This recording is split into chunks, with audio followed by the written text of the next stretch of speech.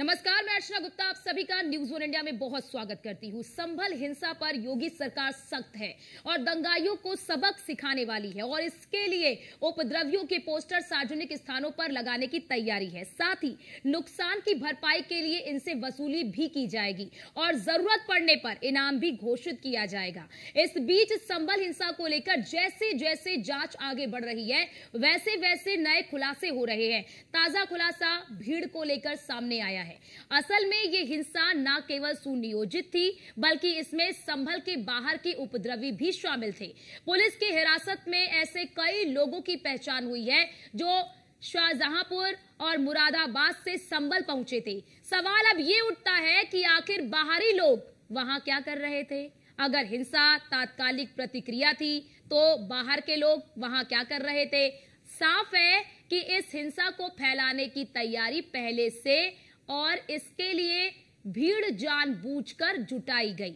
अब सवाल ये उठता है कि जब समाजवादी पार्टी जो है वो अब क्या जवाब देगी, जिसके नेता लगातार इसे तात्कालिक प्रतिक्रिया बताकर दंगाइयों का बचाव कर रहे हैं। देखिए, अब मामला जो है वो आगे बढ़ रहा है, जांच आगे बढ़ रही है और अब दंगाइयों को लेकर, उपद्रवियों को लेकर जो है योगी सरकार सख्त नजर आ रही है। अब इन उपद्रवियों को बख्शा नहीं जाएगा। भगवान के अवतार जहाँ जहाँ होने उन सब मंदिरों को तोड़ा गया। तो अयोध्या का फैसला हो चुका है और श्री कृष्ण जन्मभूमि को मुक्त कराने के लिए सारे संत इकट्ठे हुए हैं। तो आज अंतर्राष्ट्रीय सम्मेलन है, मैं उसमें सम्मिलित होने आया हूँ और श्री कल्की धाम से आया हूँ। मैं वहां से आया हूँ जहाँ भगवान आएगा, वहां आया हूँ जहाँ भगवान आया था। तो हिंदुओं के मंदिरों को तोड़ कर जो विध्वंस हुआ है, हम पूरे सनातन को एक करना चाहते हैं, पूरे सनातन को एक करना चाहते हैं। भगवान के अवतार जहाँ जहाँ होने। उपचुनाव के हार के बाद विपक्ष हताश, निराश और अवसादग्रस्त है और इसमें वो एन केन प्रकारेण उत्तर प्रदेश सरकार को बदनाम करने का कोई भी हथकंडा छोड़ना नहीं चाहती। विपक्ष को जवाब देना चाहिए ये नकाबपोश कौन थे। विपक्ष को जवाब देना चाहिए हाथों में गोली लेकर, रिवॉल्वर लेकर गोली चलाने वाले ये तत्व कौन थे। हाथों में पत्थर लेकर चलाने वाले लोग कौन थे। निश्चित रूप से गरीब जनता नहीं हो सकती। ये प्रशिक्षित लोग थे जो हर जगह हंगामा खड़ा करके सरकार को बदनाम करने के लिए सामने आते हैं। दूध का दूध, पानी का पानी आ रहा है। अभी पुलिस ने फुटेज दिए हैं। जो लोग हाथों से गोली चला रहे हैं बचेंगे कोई नहीं। जो लोग पत्थर फेंक रहे हैं दंड के अपराधी हैं। लोकतंत्र में हिंसा का कोई स्थान नहीं है और सभी राजनीतिक दलों के लिए यह जरूरी है कि इस प्रकार के अराजक तत्वों का मिलकर विरोध करें। विपक्ष केवल हंगामा के लिए विपक्ष नहीं है। विपक्ष एक सकारात्मक भूमिका के लिए भी सामने आना चाहिए और मैं समझता हूं कि जो 70-72 लोग जो फुटेज में पत्थर चलाते हुए, रिवॉल्वर गोली चलाते हुए जो दिखाई पड़ेंगे तो उसके बारे में विपक्ष क्या कह रहा है उसको बताना चाहिए। उपचुनाव के हार के बाद विपक्ष हताश, निराश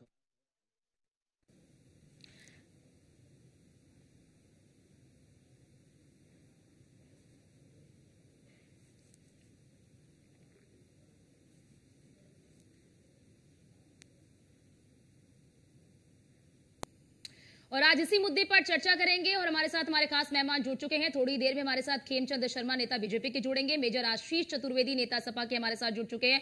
मोहसिन खान हमारे साथ न्यूज रूम से लाइव जुड़ चुके हैं। लेकिन पहले मोहसिन आपसे अपडेट लेना चाहूंगी कि अब इस पूरे मामले में परत दर परत काफी चीजें खुलकर सामने आ रही है। क्या कुछ अपडेट अभी आपके पास है?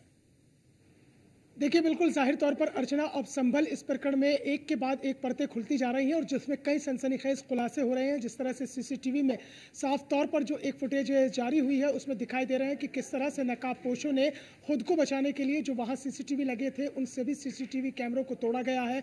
हालांकि कई यहाँ पर जो पुलिस के ड्रोन कैमरे चल रहे थे उन ड्रोन से भी तस्वीरें ली गई थी और ड्रोन पर भी पथराव करने की कोशिश की गई थी, लेकिन ड्रोन की ऊंचाई ज़्यादा होने की वजह से उस पर पत्थर नहीं चल सके। ताज़ा अपडेट ये है कि फिलहाल 27 लोगों को गिरफ्तार करके जेल भेजा जा चुका है, जिसमें सबसे बड़ी बात यह है कि इसमें 2 महिलाएं और कई नाबालिग बच्चे भी शामिल हैं। और दूसरा, अभी तक 100 से ज़्यादा लोगों की पहचान कर ली गई है सीसीटीवी फुटेज, ड्रोन कैमरे की फुटेज के आधार पर, और उन सब की गिरफ्तारी के लिए लगातार दबिश दी जा रही है। सबसे बड़ा सवाल यह है कि आखिरकार ये सुनियोजित साजिश में भीड़ कहां से आई है, क्योंकि जो गिरफ्तारियां हुई हैं उसमें यह भी निकलकर सामने आया है कि काफी लोग जो है शाहजहांपुर और मुरादाबाद से वहां पर पहुंचे थे, क्योंकि मुरादाबाद और शाहजहां की संभल से ज्यादा दूरी नहीं है, तकरीबन 30 से 40 किलोमीटर मुरादाबाद बैठता है, तो वहां से भी जो है लोग वहां पर पहुंचे थे। एक पूरी सुनियोजित साजिश थी। अगर ये साजिश नहीं होती तो फिर अचानक जो है महज 1 से 2 घंटे के भीतर में 2 से 3 हजार की भीड़ कैसे शाही जामा मस्जिद पर इकट्ठा हो जाती है और किस तरह से वो सर्वे टीम को निशाना बनाने की कोशिश करती है।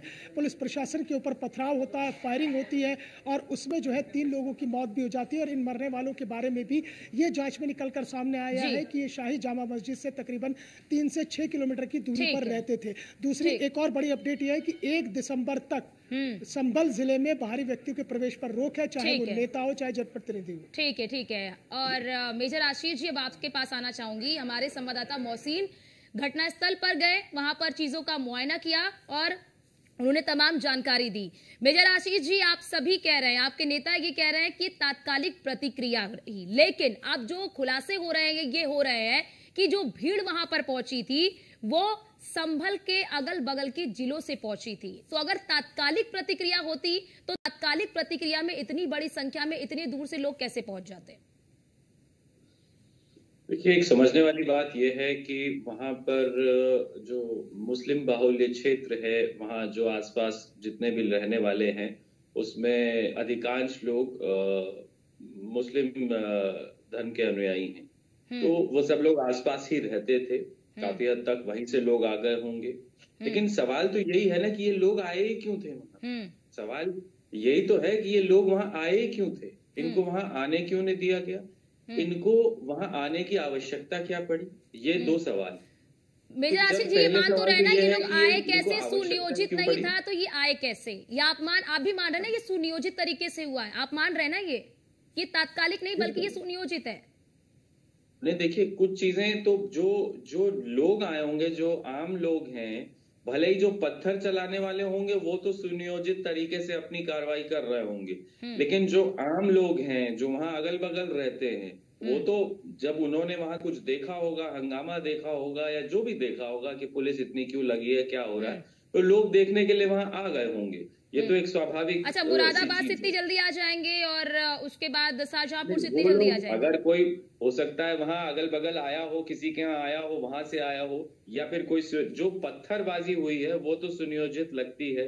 जो नारेबाजी हुई वहां पे, जो सर्वे टीम के साथ जय श्री राम के नारे लगाते हुए लोग जो मस्जिद में जा रहे थे वो सुनियोजित हो सकता है। वो वहां, क्योंकि मुस्लिम आबादी है वहां, हिंदू आसपास रहते ही नहीं है मस्जिद के, तो वो लोग कैसे वहां पहुंचे ये भी एक सवाल है। लेकिन चाहे वो भाजपा के प्रदेश अध्यक्ष हो या उनके मुख्यमंत्री हो, इस बात पे वो चुप्पी साध लेते हैं, इस पे कोई बात ही नहीं करना चाहते हैं। अब रहा सवाल जो ये पुलिस का कहीं ना कहीं फेलियर है, प्रशासन का फेलियर है। चाहे लोग सुनियोजित ढंग से आए हों, बुलाए गए हों, लेकिन पहुंचे कैसे? नहीं, बस इतना मैं आपसे कहना चाह रही हूँ, कहना चाह रही हूँ मेजर आशीष जी, ये आप मान रहे हैं ना कि सुनियोजित है, ये पूरा प्रकरण सुनियोजित है, क्योंकि आपके नेता यही कह रहे हैं, जियाउर रहमान बर्क हो या फिर तमाम हो, सुनियोजित किया गया है, यही हमारा कहना है कि ये भाजपा ने करवाया है, ये भाजपा करवा रही है। कैसे उसकी पुलिस ने उन लोगों को भीड़ जमा होने दी वहां, कैसे उनकी पुलिस ने वो हिंदू पक्ष के लोगों को वहां नारे लगाते हुए मस्जिद, वहां तो सर्वे करने का ऑर्डर था ना, तो नारे लगाते हुए हिंदू कैसे चले गए मस्जिद के अंदर? उसकी क्या जरूरत थी? उसकी कोई आवश्यकता नहीं थी। माहौल तो बिगाड़ा इन्होंने खुद है और फिर दूसरों पे दोष बढ़ रहे हैं इधर उधर। अपनी नाकामयाबी और अपनी नफरत की जो ये जो राजनीति करते हैं। ठीक है, खेमचंद जी हमारे साथ जुड़ चुके हैं। ठीक है खेमचंद जी, इसका जवाब दीजिए। आशीष जी ये कह रहे हैं कि ये सुनियोजित था, मान लिया आशीष जी ने, इनके नेता भले ये कह रहे हो कि तात्कालिक है, लेकिन आशीष जी ने ये मान लिया कि ये सुनियोजित था, और सुनियोजित ये आप लोगों ने कराया था, मतलब ये सरकार की ओर से सुनियोजित था, ये कह रहे हैं आशीष जी। नमस्कार, जय श्री राम जी। देखिए, ये प्लान तरीके से अगर हम कहें तो समाजवादी पार्टी के वहाँ पे नेता और इनके एमपी, जिनके सह प्राप्त वहाँ जो कट्टरपंथी हैं, उन्होंने पूरा इसके पीछे रोल अदा किया है। इंक्वायरी चल रही है, इंक्वायरी में वो साफ जाहिर भी हो जाएगा। अभी ये कह रहे हैं कि मस्जिद के आसपास जो मुस्लिम भीड़ है वो इसलिए इकट्ठी हो गई क्योंकि पुलिस वाले आए हुए हैं। चलो इकट्ठी हो गई तो पत्थर भी इसीलिए फेंकने लग गई, हमला भी इसीलिए करने लग गई, अल्लाह अकबर के नारे भी इसीलिए लगाने लग गई। कोई तो लॉजिकल बात बोलो। और वहाँ 100-200 कौन से नारे लगाए? सुन लो आशीष, सुन लो पहले, मैंने पूरा डिस्टर्ब नहीं किया है, वीडियो में सब कुछ है। तो आपकी सरकार ने पत्थर फेंके हैं, हमला किया है, तभी पुलिस ने कार्रवाई की है, तभी पुलिस ने कार्रवाई की है। और उस भीड़ को इकट्ठा करने के पीछे कौन लोग थे तो पता चलेगा भी इंक्वायरी में। जो सामने आ रहा है वो समाजवादी पार्टी के नेताओं ने उनको भड़काया, उन्होंने अफवाह फैलाई, उन्होंने उनको उकसाया और उकसा कर उनको इकट्ठा किया, सुनियोजित तरीके से इकट्ठा किया। अदरवाइज मुस्लिम भीड़ भी वहाँ पे इकट्ठा होने का कोई लॉजिक नहीं है। और जिस तरीके से कह रहे हैं कि भाई तमाशा, अरे वहाँ पे कोई तमाशा हो रहा था, वहाँ कोई नाटक नोटंकी हो रही थी कि वहाँ उनको देख के, वहाँ पे पुलिस वालों को देख के तो लोग ये सोचते हैं कि चलो हम ना फंस जाए तो दूर जाते हैं, बल्कि पास थोड़ी जाते हैं। नहीं, लेकिन यहाँ पर सवाल यही उठ रहा है ना आप क्योंकि देखिए खुलासे यही हुए ना खेमचंद जी, खुलासा तो यही हुआ है कि वहां पर मुरादाबाद से, शाहजहांपुर से भीड़ आई हुई थी, यानी कि वहीं से लोग आए हुए थे। और आपके प्रशासन की ओर से ये कहा जा रहा है कि वहां पर पहले से व्यवस्थाएं पूरी थी, ड्रोन के जरिए निगरानी रखी जा रही थी, वहां पर पुलिस बलों की तैनाती थी। तो फिर जब इतनी तैयारी थी तो एकाएक भीड़ हमलावर कैसे हो गई, ये पूछ रहे आशीष जी। देखिए अर्चना जी, साजिश इसी को कहते हैं। अगर हर साजिश का एडवांस में पता चल जाए तो फिर दिक्कत ही नहीं। तो साजिश ही ये है कि साजिश की गई है और साजिश के तहत प्रदेश सरकार को, देश की सरकार को बदनाम करने का इन्होंने पूरा षड्यंत्र रचा कि वहां पे दंगा हो। और भी अभी तो ये चाहते थे कि वहाँ 50-100 लोग मरे। जिस तरीके से उन्होंने भीड़ इकट्ठी करी, जिस तरीके से पुलिस वालों पे हमला करवाया, जिस तरीके से इनका था कि एडमिनिस्ट्रेशन के लोग भी मरे, ताकि ये जो वहाँ पे इंक्वायरी चल रही है, जहाँ सर्वे चल रहा है, वो काम यहीं पे रुक जाए। तो इनकी जो आप कह सकते हैं इस समय जो पॉलिटिक्स हो रही है, ठीक है, क्योंकि आशीष जी आपने ये कहा कि वहाँ पर हिंदू लोग नहीं रहते हैं, आपने यही कहा है ना आशीष जी कि वहाँ पर हिंदू लोग नहीं रहते हैं, आपने ही बोला है ना अभी कि हिंदू लोग नहीं रहते, वहाँ कम रहते हैं, कम रहते हैं। ठीक है, हम क्योंकि देखिए मोहसिन जी भी वहां पर गए थे। मोहसिन, आप वहां पर गए, आपने वहां पर क्या देखा जरा बताइए, क्योंकि आशीष जी ये कह रहे हैं कि सुनियोजित था लेकिन कराया गया, लेकिन आप जब वहां पर गए थे तो आपने वहां पर जमीनी हकीकत क्या देखी, जरा एक बार बयां करिए, फिर मैं आशीष जी के पास दोबारा आती हूँ।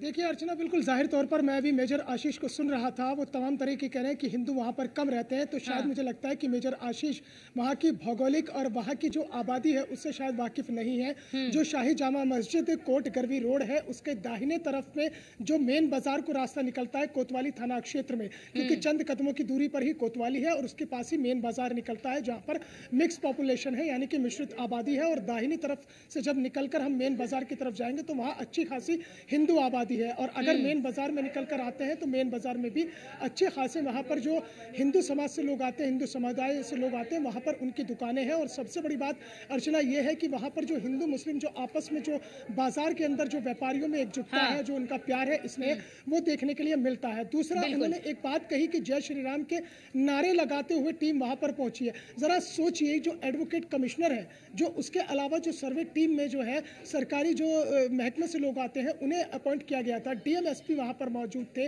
तो जिस वो वीडियो की बात कर रहे हैं जिसमें एडवोकेट विष्णु शंकर जैन नजर आ रहे हैं और उनके साथ कुछ लोग और भी हैं, वो वीडियो पुराना है, वो वीडियो शाही जामा मस्जिद का नहीं है, क्योंकि शाही जामा मस्जिद को आने वाले दोनों ही रास्तों पर केवल 5 लोगों को अंदर जाने की अनुमति दी गई थी, जो सर्वे टीम थी, जो मेन बाजार से आई थी, और सुरक्षित तरीके से उसे शाही जामा मस्जिद के अंदर प्रवेश दिया गया था। दूसरा तरफ का जो इलाका है, वहां से तकरीबन 100 कदम की दूरी पर हिंदू इलाका लग जाता है। ठीक है, बस इतना ही। ठीक है मोहसिन जी, मैं बस इसीलिए मैंने मोहसिन जी से पूछा, क्योंकि मोहसिन जी उस घटना स्थल पर गए, वहां पर ग्राउंड जीरो की रिपोर्टिंग कर मोहसिन जी वहां से आया।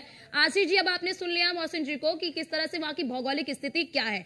दूसरा मेरा सबसे बड़ा सवाल आपसे ये है, क्योंकि अब जो ये दंगाई हैं जिन्होंने हिंसा की है, उन पर नकेल कसने के लिए अब उनसे उनके जो पोस्टर हैं वो जारी किए जाएंगे, उनसे वसूली की जाएगी। क्या आपको लगता है सरकार का ये कदम ठीक है, और इसी तरह से जो दंगाई हैं, जो हिंसा भड़काते हैं, उन पर नकेल कसा जाना चाहिए? क्या आपको लगता है सरकार ने ये सही कदम उठाया है? देखिए, दंगाई तो चाहे जो हो उसके खिलाफ कार्रवाई होनी चाहिए, लेकिन ये भी तो सुनिश्चित करना है ना कि जो जिस तरीके का इस्तेमाल पुलिस का जो भारतीय जनता पार्टी कर रही है, उस पे नकेल कैसे कसी जाएगी। अब जाके पहले जब ये बुलडोजर के लिए इतना जब वो करते थे, लोगों का घर गिराते थे, तो सुप्रीम कोर्ट को दखल देना पड़ा था ना। तो जब सुप्रीम कोर्ट ने दखल दिया, उसमें कुछ उसकी गाइडलाइंस जारी करें कि आप अपनी मनमर्जी से फैसला नहीं कर सकते। ये घर गिराने का हक जो होता है सरकार को नहीं, बल्कि ठीक है। मैं आशीष जी, ठीक है आशीष जी, ठीक है आशीष जी, क्योंकि अब समय मेरे पास कम है, एक बड़ी खबर आ रही, इसलिए आप सभी को यहीं पर रोकना पड़ रहा है। बहुत शुक्रिया आशीष जी आपका भी, खेमचंद जी आपका भी, और मोहसिन आपका भी हमारे साथ जुड़ने के लिए।